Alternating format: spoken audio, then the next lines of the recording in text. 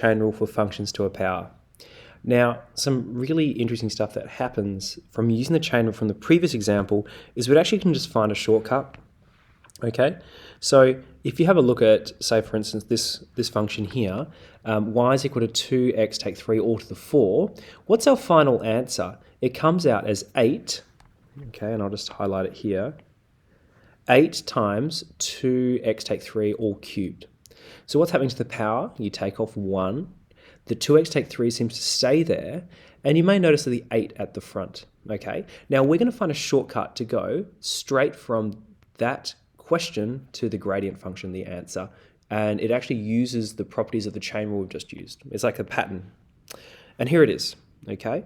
So this rule here is incredibly important. If you've got a function, f of x, to a power, then if you want to differentiate, you bring the n out the front, you keep the function inside, like we saw before, you take 1 off the power, and then you times it by the gradient function of the f of x function that was inside the brackets to the power of. Okay, so we're going to use the chain rule here.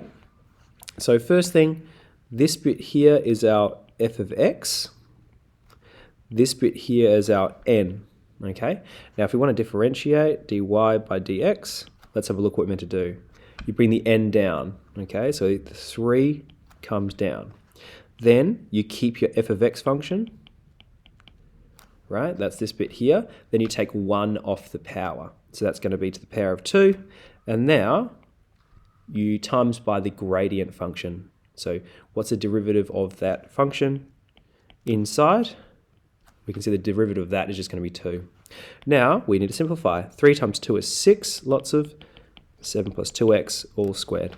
And that is our answer. It's amazing, but using the chain rule, we can generalize and we can find this power rule.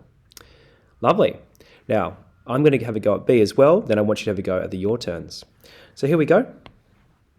dy by dx is equal to, bring the 6 down, 6x squared plus 3x plus 1, take 1 off the power, then times by the gradient function of f of x, so it becomes 2x plus 3. Now we can clean this up. We can say this is going to be 12x plus 18 x squared plus 3x plus 1 all to the 5. Or you could say, keep that 6 there and just go 2x plus 3 x squared plus 3x plus 1 to the power of 5. Okay, so there are our answers. Have a go at the your turns. Pause the video, press play when you're ready to go. Let's go through the answers now. dy by dx, you should have 6 lots of 2x cubed plus 1 to the 5, and then in here should be 6x squared. Let's clean that up. 36x squared, 2x cubed plus 1 all to the 5. Okay, next one.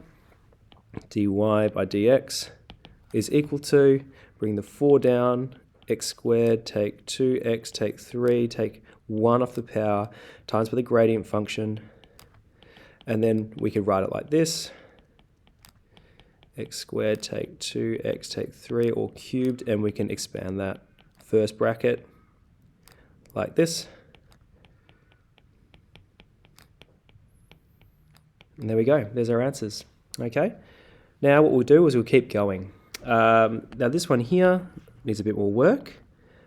Now we know we differentiate, we typically need all the powers to be a numerator, so let's change that to -1. Now let's differentiate. The -1 comes down, take 1 off the power, times by 3x squared. Okay.